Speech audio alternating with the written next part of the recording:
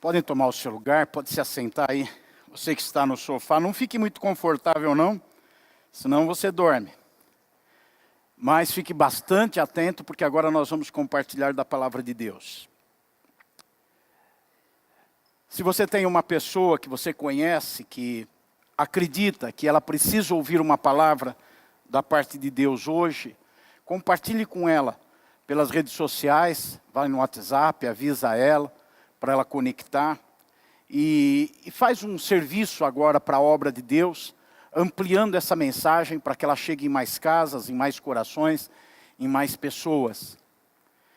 Também, se você deseja ter na sua mão o esboço dessa mensagem, nós temos disponibilizado pelo WhatsApp. Tem aí o nosso número de WhatsApp, é aqui em São Paulo, 11 95 350 44 22. Você põe uma mensagem lá que você deseja receber esse esboço, indica de alguma forma isso, que a nossa equipe agora está trabalhando para que você tenha uma ferramenta a mais em suas mãos para poder ser fortalecido com a ministração da palavra de Deus.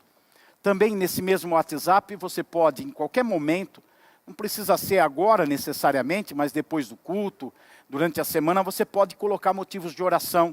E eu vou reiterar para o Ministério Torre de Intercessão aqui da igreja, que se encarregue de pegar esses pedidos de oração, orar pelas pessoas, buscar o favor de Deus, porque todos precisam muito da ajuda de Deus. Então você pode também colocar o seu motivo de oração, e durante o culto você pode dar o seu aleluia, e você pensa que ele não vai sair da sua sala, mas joga no WhatsApp lá, entra em contato com a gente, coloca no YouTube, no Facebook, no Instagram, e interaja com a igreja nesse momento. Todos são muito bem-vindos para esse culto virtual da Igreja do Brasil para Cristo no Mandaqui. E você que não está agora tendo culto na sua igreja, participando, e é da nossa igreja, que Deus te ajude também a receber uma bênção da parte dele através dessa ministração. Quero convidá-los a abrir a Bíblia Sagrada comigo, logo no começo dela, no livro de Gênesis, no capítulo número 49, já no finalzinho desse livro sagrado, capítulo 49 de Gênesis. Acompanhe pela Bíblia, pelo tablet, pelo celular, pelo computador, pela Smart TV, e seja edificado nesse momento. Nós vamos falar sobre mais um milagre que a Bíblia nos conta, que é o milagre da multiplicação. Tem muitas histórias bíblicas que falam de multiplicação, e você lembra de algumas delas, onde pela intervenção divina, houve suprimento, houve alegria, houve um tratamento especial com a vida de pessoas, de famílias, por meio da multiplicação. Contextualizando, trazendo para os nossos dias, poderíamos chamar esse milagre de um milagre da produtividade. O milagre de fazer coisas produtivas, de gerar, de produzir. É muito propícia essa mensagem para os nossos dias, porque essa pandemia traz sobre o mundo e sobre as pessoas um sentimento de inércia, de paralisação, um sentimento de que não tem o que fazer, de que tem que ficar parado. Até essa mensagem oportuna, e eu concordo, fique em casa, se resguarde, e uma boa parte da população precisa ter isso com muito cuidado. Todos têm que ter atenção, mas tem um público que precisa disso com mais atenção. Mas tem um efeito colateral desse fique em casa, porque como que dizer, fique enclausurado, fique parado, fique fechado, não faça nada. Em outras palavras, seja improdutivo nesse momento. Você não pode sair para trabalhar, para negociar, você não pode sair para fazer as coisas que você gosta. Eu estou sentindo falta de parar num lugar e pedir um cafezinho e tomar um cafezinho. Você está sentindo falta de coisas.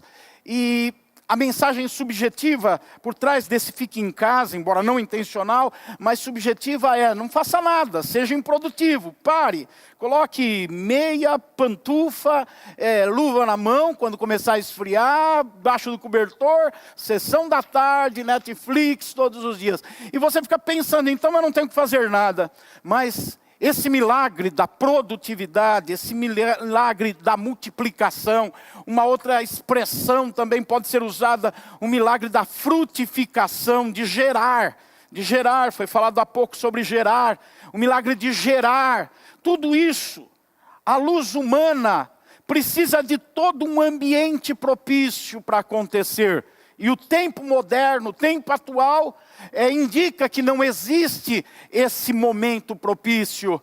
Mas a luz divina, a luz da palavra de Deus, o fruto, a multiplicação, a produtividade, acontece em qualquer momento sobre a vida daqueles que exclusivamente se dedicam a buscar a Deus com fé e obediência. As pessoas que têm fé em Deus, que obedecem a Deus, que tomam Deus e a sua palavra como algo absoluto para a sua vida, elas são prósperas na produtividade, são multiplicadoras, são frutíferas em qualquer estação, em qualquer momento, sob quaisquer circunstâncias. Essa é a mensagem desse dia. Uma mensagem que vai te encorajar, que vai te incentivar, que vai chegar na sua mente, no seu coração, da parte de Deus, dizendo para você que você pode ser produtivo mesmo nos tempos difíceis. Você pode ser produtivo mesmo quando as circunstâncias não são favoráveis. Você pode ser produtivo mesmo quando ao redor você está cercado de pessoas improdutivas, porque a promessa de Deus, a mensagem de Deus para a nossa vida, não é circunstancial, não é dependente do que está acontecendo ao redor. Só precisa encontrar coração com fé, só precisa encontrar mãos e pés obedientes ao Senhor. Se você pode se posicionar em fé, então você pode ser produtivo em qualquer circunstância. Eu escolhi, dentre muitos personagens bíblicos que foram na sua época produtivos em meio de circunstâncias contrárias, eu escolhi José, essa figura central do Antigo Testamento, que indica alguém que teve toda a sua vida marcada por circunstâncias adversas, alguém que sofreu o desprezo familiar, alguém que sofreu prisões injustas, alguém que foi caluniado, alguém que foi incompreendido pelos seus próprios irmãos, alguém que foi privado da presença dos seus pais, alguém que cresceu porque o seu martírio começou aos 17 anos de idade, alguém que cresceu para a sua fase adulta, sem ter a companhia de um pai que o amava, sem ter o respaldo de uma família que o sustentava,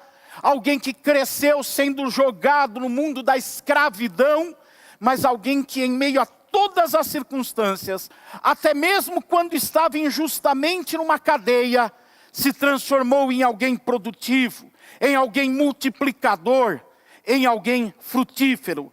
José é frutífero. O texto básico está em Gênesis 49. E eu teria alguns versículos, mas eu vou me concentrar apenas em um. O versículo 22. Gênesis 49, versículo 22. Começa atestando, declarando: José é uma árvore frutífera. Em outras palavras, é um multiplicador, é um produtor. José é uma árvore frutífera. Árvore frutífera à beira de uma fonte, cujos galhos passam por cima do muro. Me dê um minuto para apresentar para você o contexto histórico dessa passagem bíblica. Estamos vivendo a terceira fase da nação de Israel, a fase do patriarca Jacó, filho de Abraão e de Isaque. Jacó, na terceira geração dos israelitas, está chegando ao fim da sua vida. Ele já tem 147 anos de idade. Jacó tem os seus 12 filhos, que formam a nação de Israel. E quando ele percebe que a morte está chegando, ele velho, avançado em dias, já sem enxergar direito, com a sua visão escurecida, pressente que está na hora de abençoar seus filhos, seguindo uma tradição judaica, seguindo uma orientação que hoje nós temos na palavra de Deus. Ele fala palavras de bênção, de direcionamento sobre os seus filhos. É assim que os pais devem agir. Os pais devem estar sempre falando palavras de bênção sobre os seus filhos. Os pais nunca devem, ainda que haja uma realidade que lhes dê base para falarem uma palavra má em relação aos seus filhos, eles nunca devem oferecer os seus lábios para trazer impropérios sobre a vida dos seus filhos, para declarar maldições sobre os seus filhos. Os pais sempre devem estar abençoando com palavras os seus filhos. Pais que abençoam com palavra os filhos, também abençoarão com atitudes, também abençoarão com comportamentos, também estarão preparados, motivados e organizados emocionalmente para abençoar seus filhos na prática. Por isso, nunca fale palavras de maldição sobre os seus filhos. Eu já ouvi em elevador, no comércio, em algum lugar, pais dizendo que seus filhos são umas pestes, pais dizendo que os seus filhos são arteiros, pais dizendo que os seus filhos não têm jeito. Esses pais estão semeando mal, estão lançando mal sobre uma geração, não apenas sobre seus filhos, mas sobre uma geração, estão lançando mal sobre a sociedade. Temos uma sociedade injusta, uma sociedade em pecado, uma sociedade endurecida quanto a valores, uma sociedade que caminha para uma condenação justa nas labaredas do inferno. Por quê? Porque pais têm se habituado a formar gerações de pessoas amaldiçoadas, não abençoam seus filhos, não falam bem dos seus filhos para os seus filhos. Saiba que quando nós falamos, nós lançamos palavras que além de fluírem, de voarem no mundo físico, invadem o mundo espiritual, chegam no trono de Deus, mas também chegam nas labaredas do inferno. As palavras chegam em toda parte do mundo físico e do mundo espiritual, ainda que no mundo físico elas tenham um limite, pela altura do som, ainda que elas tenham um limite, pela tonacidade da voz, mas no mundo espiritual as palavras não têm limites, podem ser sussurradas, elas podem ser faladas baixinha, mas elas alcançam os altos céus e as profundezas do inferno. Por isso, pais precisam pensar ao falar, precisam falar abençoando os seus filhos, precisam falar profetizando coisas boas sobre os seus filhos. Eu espero que no dia de hoje nasçam corações arrependidos por palavras erradas faladas, que hoje em casa haja conserto e pais estejam pedindo perdão aos seus filhos, e pais estejam consertando as coisas em relação aos seus filhos, de todas as palavras de maldição que já foram lançadas um dia, ainda que seja lá no passado. Palavras não morrem, palavras não perdem o efeito, palavras se eternalizam, palavras são para sempre. Por isso que a Bíblia Sagrada diz que as palavras de Deus nunca deixarão de existir, elas permanecem para sempre, porque palavras têm poder de perenidade, palavras têm poder de eternidade. Por isso, se você falou sobre os seus filhos há 20 anos atrás, não pense que o tempo apagou os efeitos dessas palavras. Só o perdão, só o arrependimento que gera perdão é que poderá apagar os efeitos dessa palavra. Corrija-se com os seus filhos, acerte-se com os seus filhos, peça perdão aos seus filhos, para que você possa ser um abençoador dos seus filhos. E Jacó está nesse momento de abençoar os seus filhos. Ele está falando palavras proféticas, indicando o futuro dos seus filhos. Tem alguns deles que têm problemas, e ele não está cego aos problemas que esses filhos têm. Ele fala, mas fala dos problemas trazendo uma luz de solução. Sobre José, não tem mácula. Sobre José não tem problema. Aquele que mais sofreu dos seus filhos, aquele que mais teve circunstâncias contrárias na vida, não tem uma rusga no seu comportamento que leve José a falar alguma palavra que seja má, que leve Jacó a falar uma palavra que seja má em relação a José. Jacó diz isso em 3 etapas. Ele apresenta a bênção sobre José. Diz a primeira etapa: José é uma árvore frutífera. Pessoas que multiplicam são frutíferas. Pessoas que multiplicam, que produzem, são pessoas que em qualquer estação do ano estão dando frutos. O que Jacó fala de José não é que ele dará alguns frutos. Jacó está dizendo que ele é uma árvore frutífera. Não é uma questão de produzir de vez em quando alguma coisa. É uma questão de essência. O teor da vida de José é dar fruto. Ele dá fruto em qualquer época, em qualquer circunstância. É isso que está sendo dito sobre ele. José é uma árvore frutífera, ele é frutífero. Está na essência dele, na estrutura de vida dele, ser frutífero.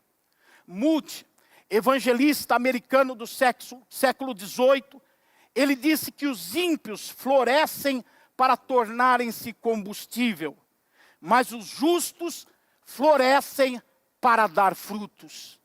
É assim que acontece com quem é uma árvore frutífera. Vai crescendo na vida, vai prosperando na vida, com um objetivo: multiplicar, produzir, frutificar. Isso é ser. Jacó não diz que José tem frutos. José diz que ele é uma árvore que dá frutos.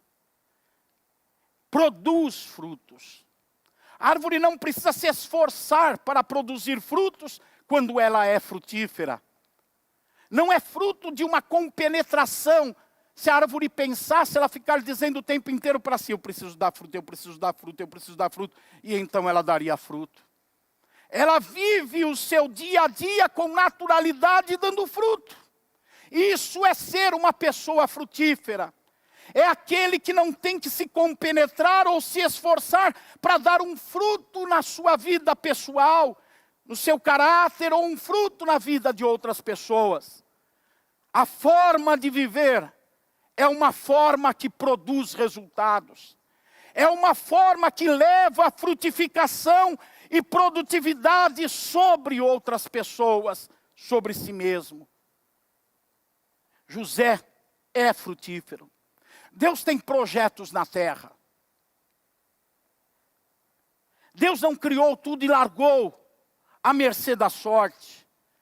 Ele tem projetos na terra. O principal projeto de Deus na terra é a salvação dos homens. O portador ou a portadora dessa salvação é a sua igreja. O Espírito Santo é que potencializa a sua igreja para proclamar a salvação. Esse é o grande projeto de Deus.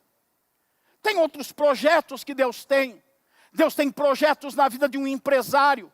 Deus tem projetos na vida de uma nação. Deus tem projetos com governantes, com autoridades. Sejam autoridades militares, civis, autoridades no âmbito da família. Deus tem projetos da igreja.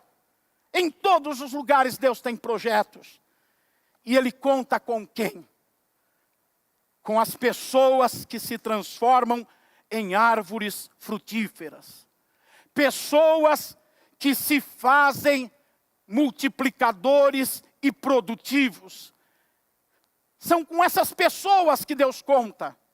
Lá na fábrica, é com essa pessoa que Deus conta.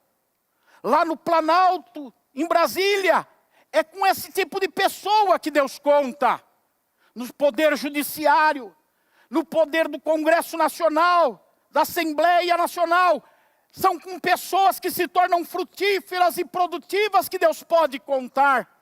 É por isso que nós precisamos colocar nossa nação, nossas autoridades, debaixo da oração constante, para que sobre eles venha o espírito dessa revelação, e eles se ofereçam como uma árvore frutífera para Deus.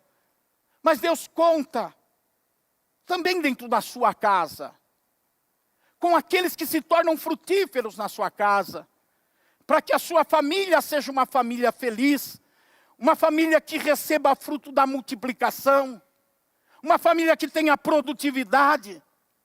Deus conta com o pai, que é frutífero. Deus conta com o filho, com a mãe que é frutífera. E se um não for, Deus conta com o outro. O grande problema que as famílias sofrem é que um fica achando que Deus tem que contar com o outro. E não diz, Deus vai contar comigo. Eu vou ser a árvore frutífera na minha casa. Eu já vi crianças serem a árvore frutífera na sua casa. Tenho aqui na igreja famílias inteiras e descendência dessa família que estão na igreja, porque um dia uma criança se transformou em uma árvore frutífera na casa.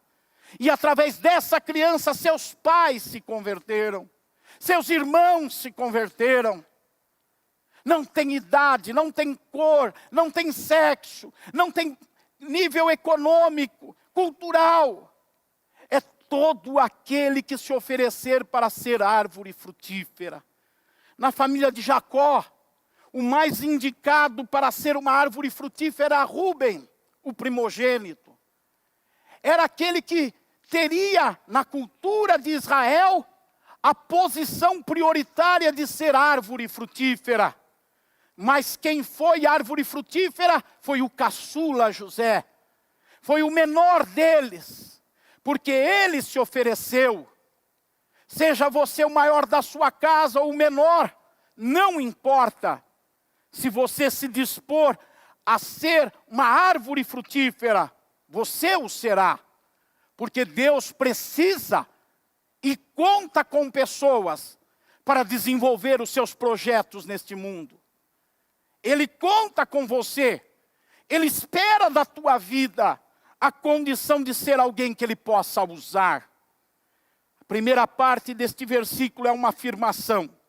José é uma árvore frutífera. É uma constatação de que é possível alguém ser produtivo, mesmo em meio às adversidades, mesmo em meio às dificuldades. É possível ser produtivo. A segunda constatação nesse texto aponta a razão pela qual José se fez uma árvore frutífera. A segunda parte do versículo diz: árvore frutífera à beira de uma fonte. Algumas traduções trazem plantada à beira de uma fonte. Outra tradução, junto a uma fonte de águas. José é frutífero, por quê? Porque José tem raiz. Tem uma raiz plantada no lugar certo. Uma raiz que possui as condições certas para torná-lo uma árvore frutífera. Pessoas frutíferas, pessoas que multiplicam, possuem raiz. Não são pessoas soltas no mundo. Não são pessoas largadas na terra. Jesus conta um episódio, acontece, Jesus desse episódio conta uma parábola do semeador que saiu para semear. E ele fala que o semeador foi lançando as sementes e elas foram caindo em terrenos diferentes. 4 terrenos, mas apenas um deles produziu fruto, produziu uma árvore que deu fruto. Era um terreno bom, onde a semente podia cair, se aprofundar e gerar e produzir uma raiz. Ser uma árvore ali bem plantada. José é frutífero, porque José tem raiz. José é frutífero, é produtivo, porque José está plantado, mas não está plantado em um terreno pedregoso. Ele está plantado junto à fonte de água. A raiz dele cresce e produz uma árvore frutífera, porque ela absorve do lugar onde está plantado. Existem pessoas que não têm família. Como, pastor? Nasceu do ovo? Não. Nasceu de uma mulher, mas não tem família. Mas tem um pai. Tem um procriador. Não tem família. Tem irmãos? Não. Tem pessoas da convivência, mas não tem família. Eles não estão plantados, não possuem raiz. Tem crentes que não têm raiz. Mas estão numa igreja, mas não tem raiz. Estão ali agora, daqui a pouco não estão mais. Não possuem vínculo, não se aprofundam. Não ficam plantadas onde foram colocadas, quando é um lugar de água. Se você está plantado num terreno seco, precisa buscar um lugar de água. Porque no terreno seco morre. No terreno seco seca. É preciso um lugar de água. É preciso estar num lugar que forneça as condições para produzir uma raiz firme. Precisa ter um lugar certo, onde é oferecido tudo o que você precisa para você ter raiz. José é frutífero, é multiplicador porque tem raiz. Uma árvore plantada junto a um ribeiro de água, ela encontra as 3 coisas necessárias para ter uma raiz firme, que produza na árvore a condição de gerar frutos. Uma pessoa precisa dessas 3 condições para ser alguém produtivo no seu trabalho, na sua família, na sua igreja e na sociedade, usando seus cargos, suas posições para produzir, para dar fruto. A primeira coisa que a árvore precisa é de água. O texto deixa isso claro. Ela foi plantada junto à água, a uma fonte de água. Ela não pode estar num lugar seco. Por quê? Porque a água vai ser sugada pela raiz e vai ser transferida pelo caule da árvore. E a água vai subir para entrar nos ramos, para dar o verde das folhas, para produzir vida, para fazer crescer. A água é fundamental, é essencial. É por isso que Jesus disse: eu sou a água da vida. Eu sou a água da vida. Aquele que bebe de mim nunca vai voltar a ter sede. Vai receber água para se transformar numa árvore frutífera.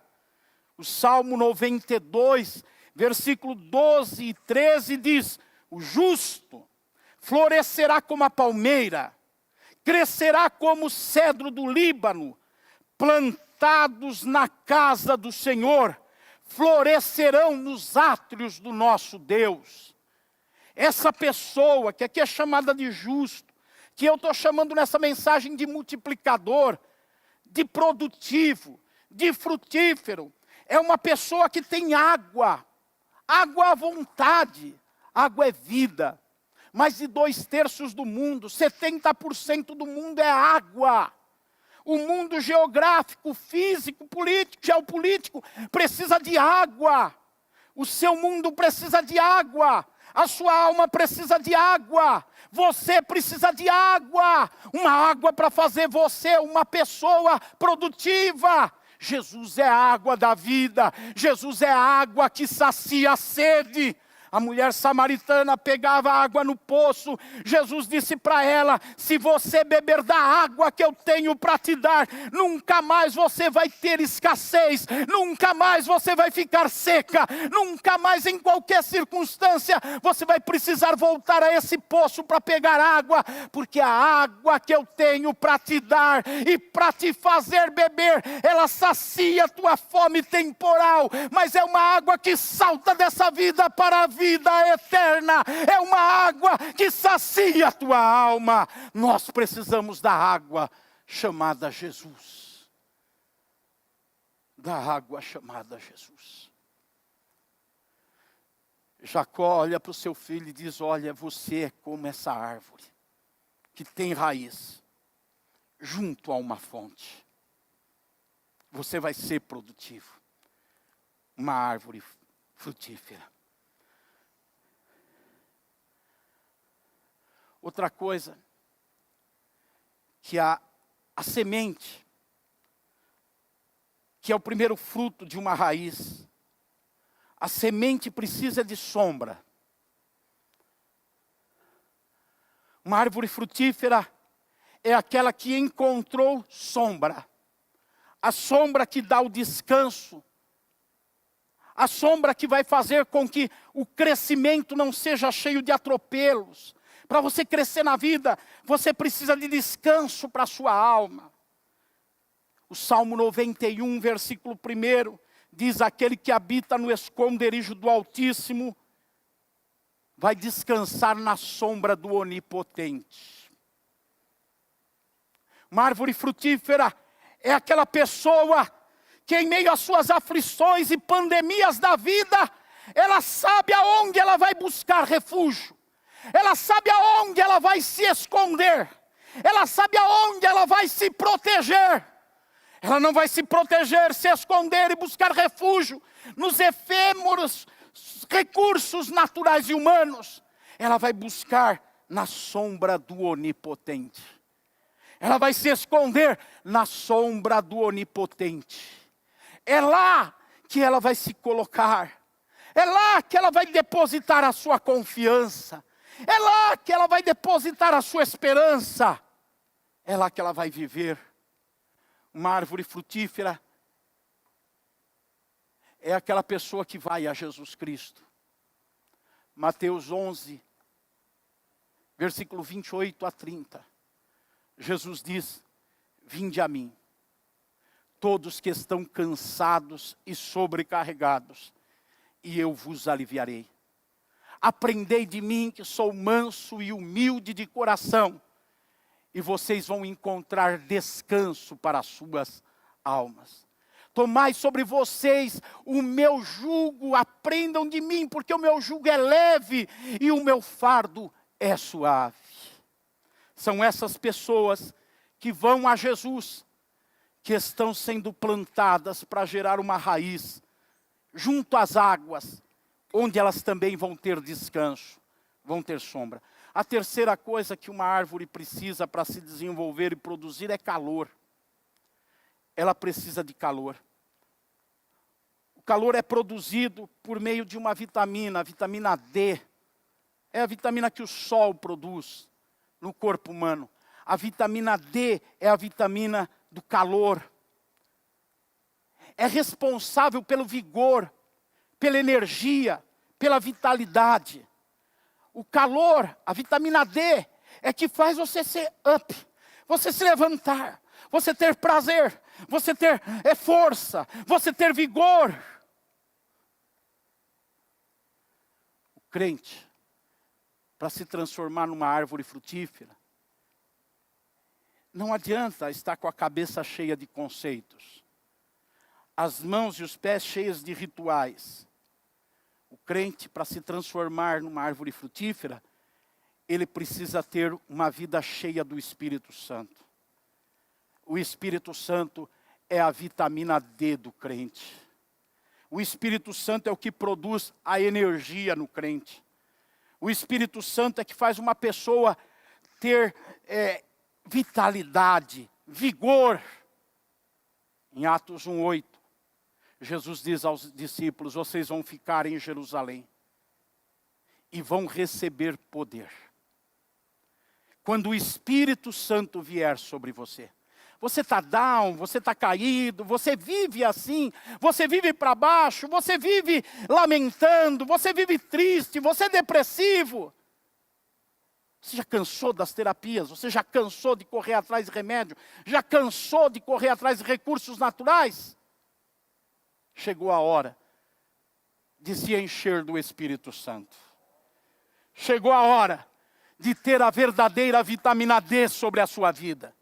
Chegou a hora de ter aquela vitamina que vai te fortalecer a ponto de, no momento mais difícil, quando todos estão assustados, você vai continuar dizendo: eu sei que o meu Redentor está vivo, e vai chegar a hora que Ele vai se levantar. É o vigor espiritual, é a certeza da fé, que somente as pessoas que têm vitamina D na sua vida possuem. Somente as pessoas cheias do Espírito Santo têm. É isso que dá alegria, que dá vigor, que dá vitalidade. A vitamina D. José, meu filho, como que eu imagino, como que eu vejo Jacó no alto dos seus 147 anos de idade, sem enxergar direito, talvez com as mãos trêmulas. Naquele tempo eu acho que já tinha artrose, já com dores no corpo, pela idade. É nesse momento que eu como vejo ele olhando para José, pondo as mãos sobre José, e dizendo: você é uma árvore frutífera. Porque você está junto a uma fonte de água. Ele não falou, mas a história depois mostra como que ele dizendo: quando você for vendido pelos seus irmãos e desprezado por eles, não se abata, você está junto à fonte de água. Quando você se tornar escravo lá no Egito, não se abata, porque você está junto a uma fonte de água. Quando você for caluniado, mentindo, disserem coisas terríveis sobre você, José, não se desespere, porque você está junto a uma fonte de água. Quando te jogarem na prisão, José, injustamente, porque você não se curvou diante das tentações, porque você não se entregou às paixões carnais,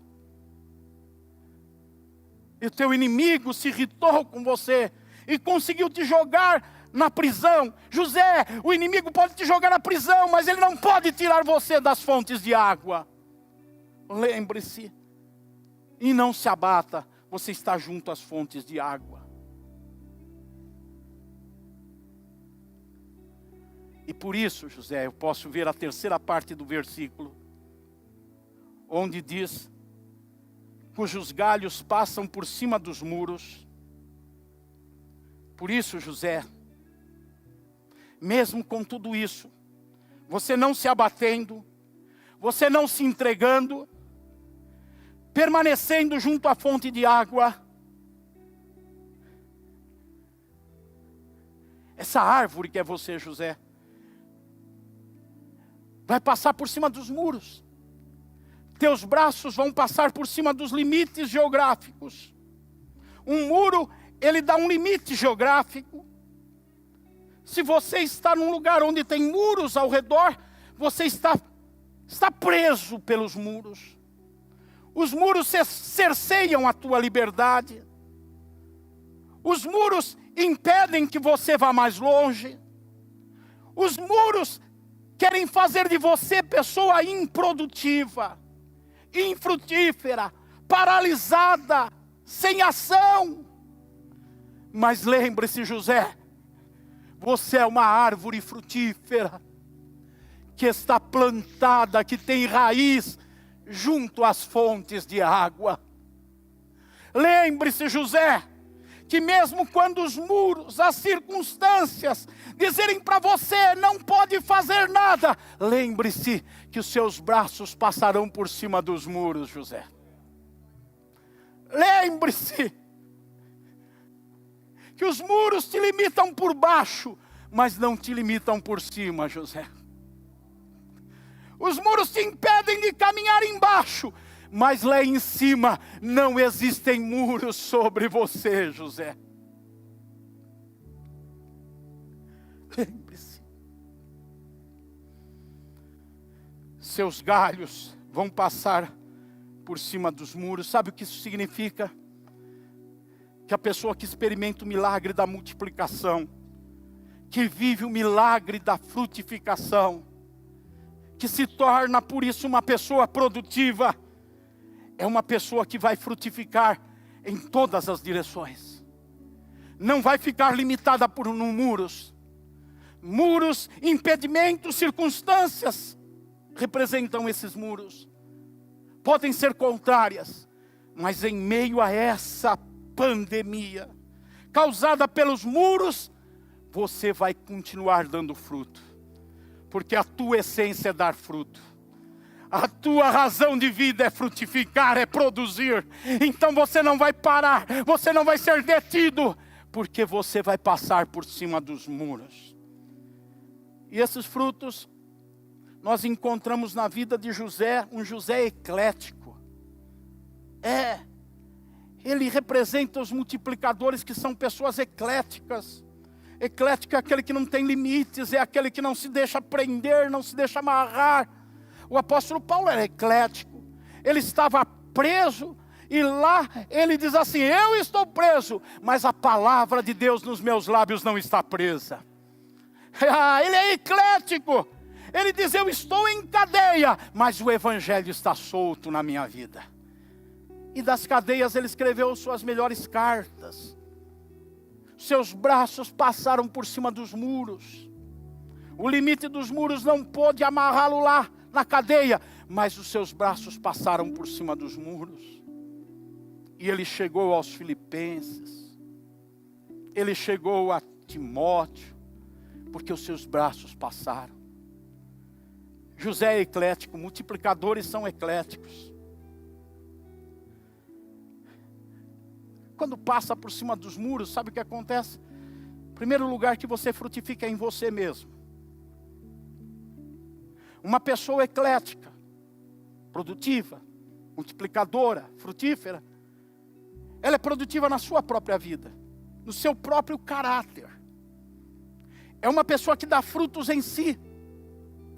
Gálatas capítulo 5, versículo 22 e 23, diz que o fruto do Espírito é amor, é alegria, é paz, é longanimidade, é benignidade, é bondade, é fidelidade, é mansidão, é controle, é domínio próprio. Uma pessoa que dá fruto, que tem mãos que passam por cima dos muros, começam a frutificar em si primeiramente, o seu caráter, o seu temperamento, refletido nas ações, nas reações, vão mudando. Vão mudando. Até essa pessoa parecer com Jesus. Ela vai sendo modelada no seu caráter e ela vai aprendendo a ser imitador de Jesus. A ter a mesma essência de Jesus. Romanos 8, 29 diz que aqueles que Deus escolheu, deu para eles um destino de serem conforme a imagem de Jesus Cristo, para que Jesus seja feito o primeiro, o primogênito entre muitos irmãos. Jesus é o padrão, Jesus é o modelo, Jesus é o exemplo de vida, de conduta, de procedimento. Ele perdoou e ensinou a perdoar. Ele amou e ensinou a amar. Ele se deu e ensinou a se dar. E a pessoa produtiva é aquela que começa a dar fruto em si, para si, no seu caráter. Mas as mãos, o alcance dessa pessoa passa por cima do muro e ela começa a dar fruto para os outros. Ela começa a frutificar na vida dos outros. Isso representa que os relacionamentos são equilibrados. Não vou dizer que você tem que ter um bom relacionamento com todo mundo, porque a Bíblia não diz isso. Salmo 119, versículo 63, o salmista diz assim: eu sou companheiro daqueles que temem ao Senhor. Você não vai ter um bom relacionamento no sentido de amizade, de proximidade com todo mundo. Mas você vai ter um relacionamento equilibrado com todo mundo. Vai saber de quem você tem que se manter distância. Tem pessoas que você tem que manter distância. Mantenha a distância do traficante de drogas. Mantenha a distância da prostituta. Mantenha a distância do mentiroso. A única forma de se aproximar dos tais é se eles quiserem mudar de vida. Mas mantenha a distância.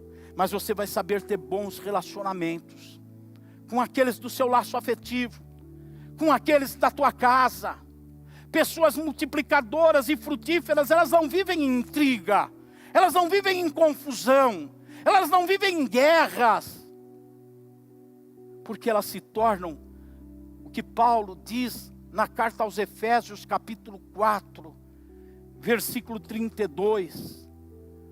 Paulo diz: sejam bondosos e compassivos uns para com os outros, perdoando uns aos outros, como também Deus em Cristo efetuou o perdão sobre vocês. Pessoas frutíferas frutificam nos outros. E por fim, pessoas frutíferas frutificam nas circunstâncias. Nas coisas que estão acontecendo ao redor. Jesus é o maior exemplo de frutificação nas circunstâncias. Ele foi em uma festa de casamento e a alegria acabou da festa porque acabou o vinho. Lá vai Jesus frutificar na festa. Jesus frutifica na festa e transforma a água em vinho e volta a alegria. Ele frutifica nas circunstâncias. Jesus é chamado porque um amigo dele morreu. Está todo mundo chorando, há luto. Mas Jesus vai na festa, há uma circunstância de tragédia. Na festa não, no luto. Ele chega no luto, na circunstância de tragédia, e o que ele faz? Frutifica nas circunstâncias. Lázaro sai para fora. E no quarto dia, Lázaro ressuscita. Novamente voltou à vida. Pessoas frutíferas pegam o limão azedo e fazem uma limonada. Pessoas frutíferas pegam a pandemia e tiram algum proveito dela. Produzem alguma coisa boa. Fazem algo que vale a pena. Frutificam nas circunstâncias. Pergunte-se.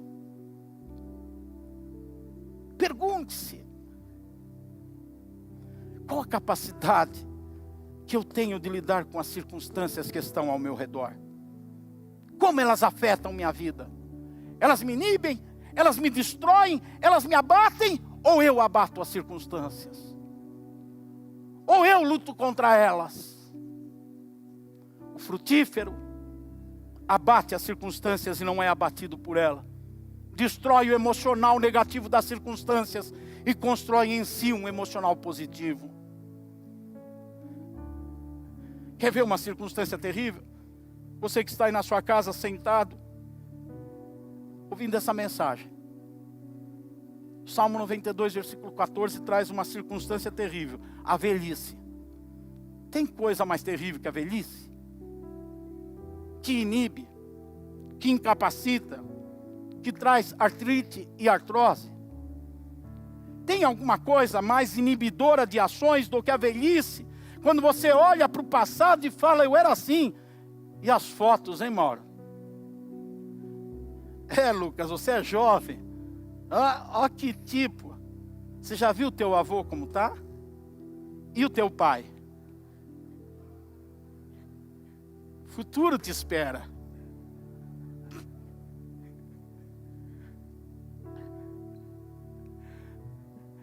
Mas olha o que acontece com o frutífero nas circunstâncias contrárias. Na velhice ainda darão frutos. A circunstância contrária chega para todo mundo. Todo mundo passa por ela. Vejo alguns jovens, quando a gente fala de velhice, dando risada, como se eles nunca fossem chegar lá. Espero que cheguem. Mas vai chegar dando fruto? Vai chegar sendo produtivo? Vai chegar sendo frutífero? Vai? Ou vai se tornar um velho ranzinza? Reclama da vida o tempo inteiro? Lamenta? Fica deprimido? Ou aquelas velhas que faz um monte de plástica para pensar que é jovem? Estica tudo, estica tudo. Tudo. Mas vai esticando tanto. Nunca fizeram alongamento na vida, mas esticar, esticam.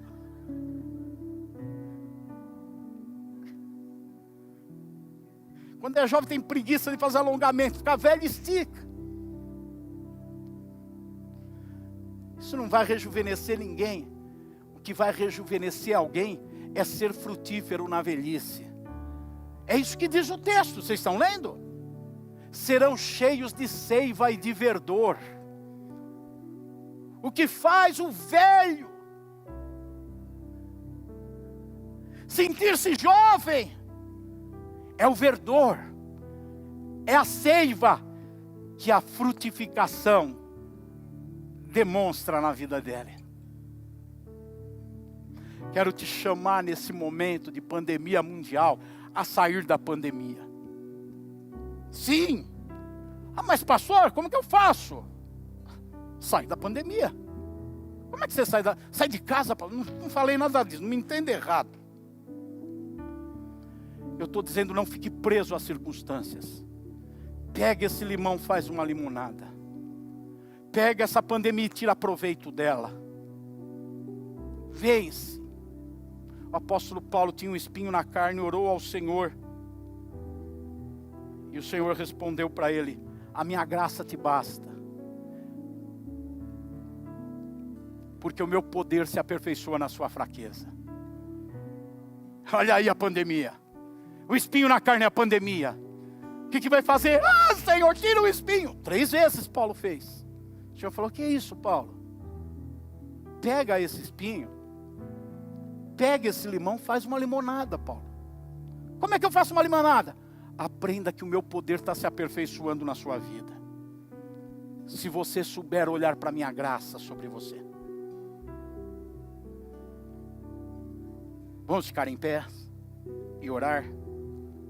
Eu guardei um versículo precioso da palavra de Deus para encerrar essa mensagem. Jeremias 17, versículo 8.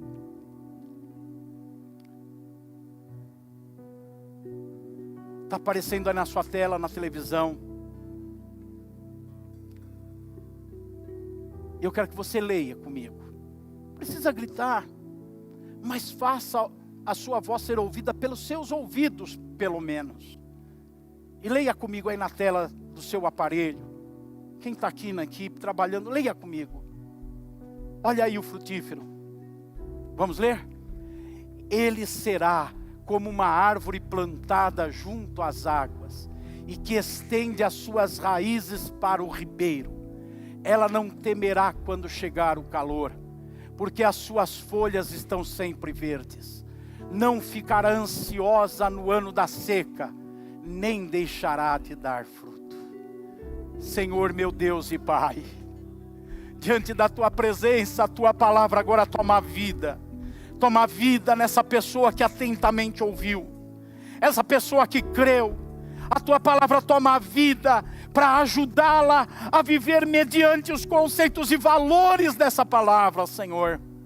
E hoje eu oro por esse que está começando a produzir frutos. Eu oro por aquele que já deu muito fruto e que precisa continuar dando. Eu oro por aquele que parou de dar fruto e agora está entendendo que não tem circunstâncias que devem impedi-lo de frutificar. Que o Teu Espírito ajude para que essa palavra seja absorvida, seja aceita, seja praticada, seja tomada como a verdade. Em nome de Jesus. Amém, Senhor.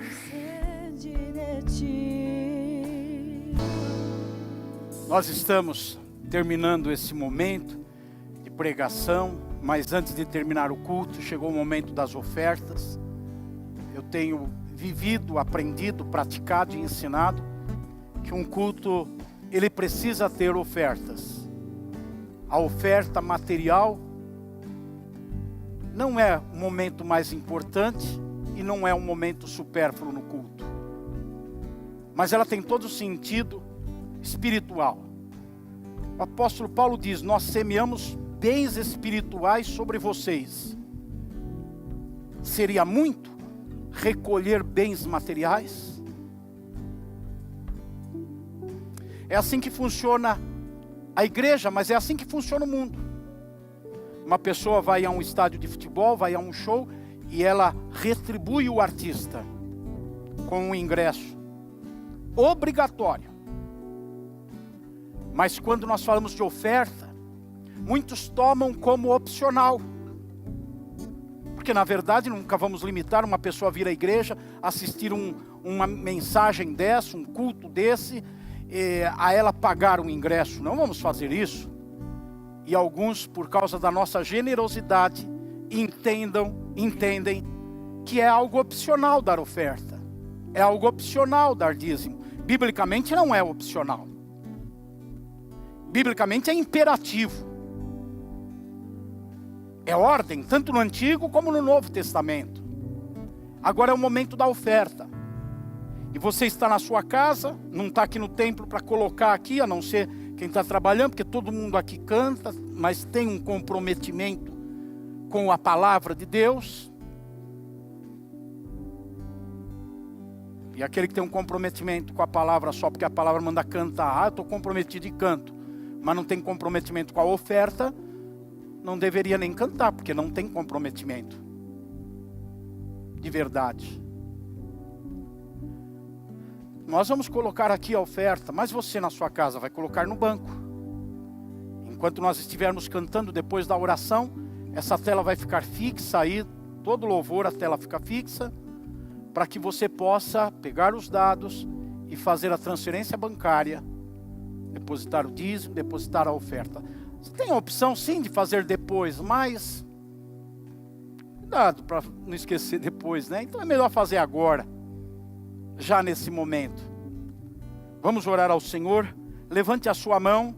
Não se preocupe com a carteira agora, não se preocupe com a bolsa. Levante a sua mão. Mesmo que você não tenha essa ferramenta do envelope, levante a sua mão, mas coloque já na sua mente, no seu coração, o valor que você vai entregar de oferta para a igreja, que vai entregar o dízimo. Coloque na sua mente, no seu coração, e depois faça isso. Pai, nós consagramos as contribuições, reconhecendo o bem espiritual que temos recebido do Senhor, valorizando e desejando que ele continue acontecendo.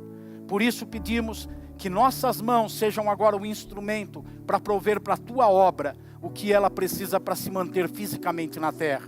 Que cada vida que assim o faz, receba a tua provisão e cuidado, mediante as promessas que o Senhor faz na palavra.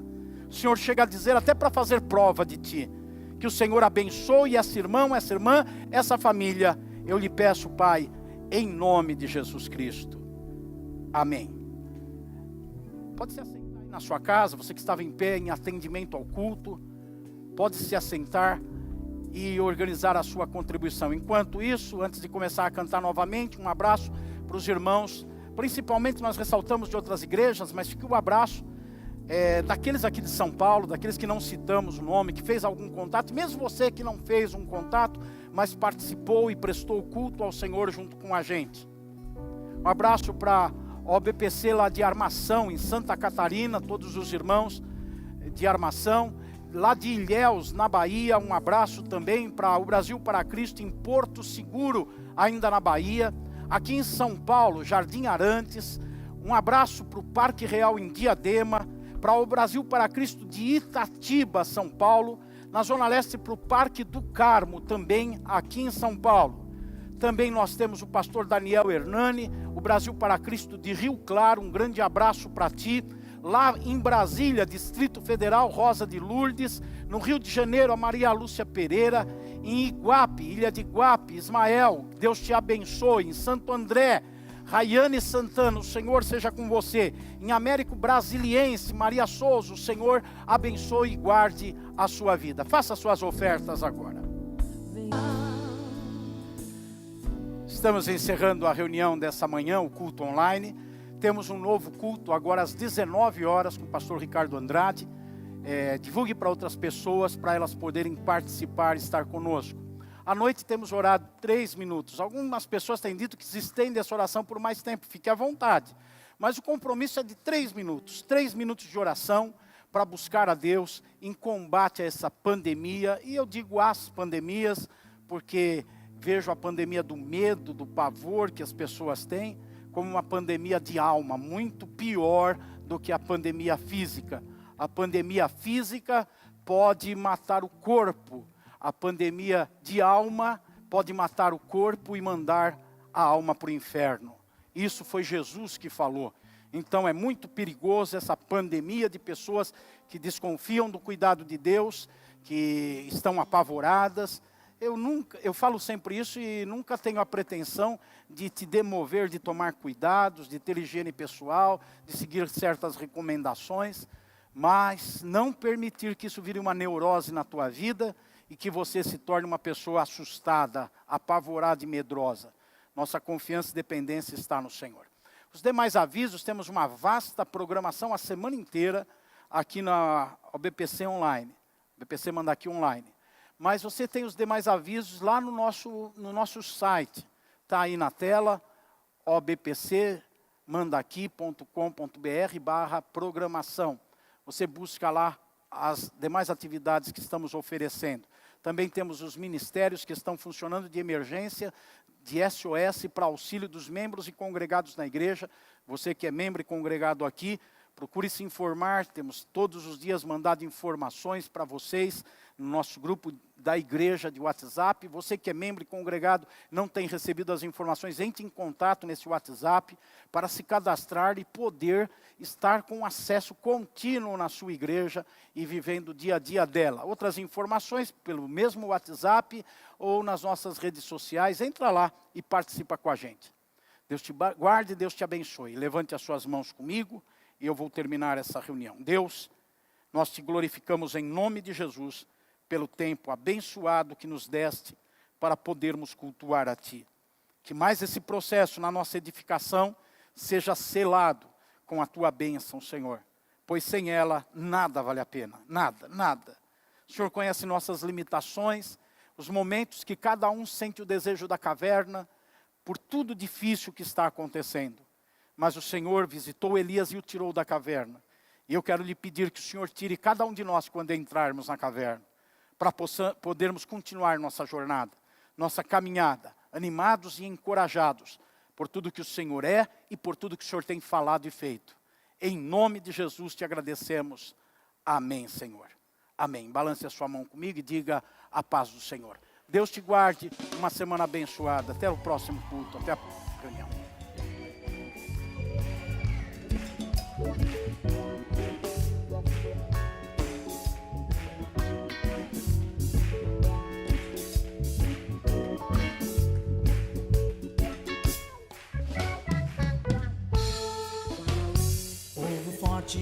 Do Senhor, trabalhe com vigor, a vitória certa está pelo nome de Jesus. Levantai vossas cabeças, preparai a armadura, destronai o inimigo pela força do Senhor. A batalha já foi ganha, garantida é a vitória. Somos reis e sacerdotes, o Jesus, o Rei da Glória. Ele é o Rei da Glória, Ele é o Rei da Glória, Ele é o Rei da Glória. Dê um brado de vitória.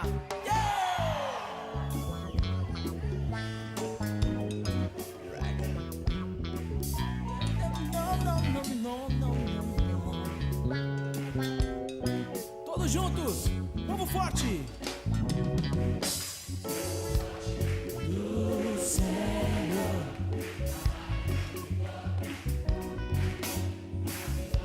Certo está. Levantai, levantai vossas cabeças, preparai a armadura, destronai o inimigo pela força do Senhor. Yeah! A batalha já foi ganha, garantida é a vitória. Somos reis e sacerdotes, o Jesus, o Rei da Glória. Ele é o Rei da Glória. Ele é o Rei da Glória. Ele é o Rei da Glória. Dê um brado de vitória. A batalha já foi ganha, garantida é a vitória. Somos reis e sacerdotes, o Jesus, o Rei da Glória. Ele é o Rei da Glória. Ele é o Rei da Glória. Ele é o Rei da Glória. Dê um brado de vitória.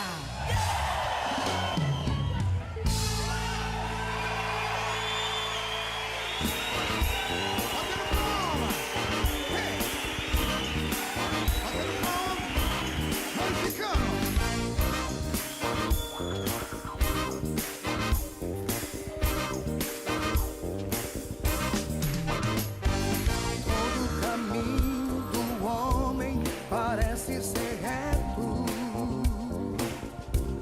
parece perfeito,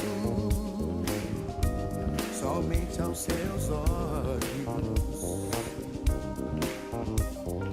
Mas quando Jesus entra em sua vida, o fim deste caminho muda a direção. Só o Senhor.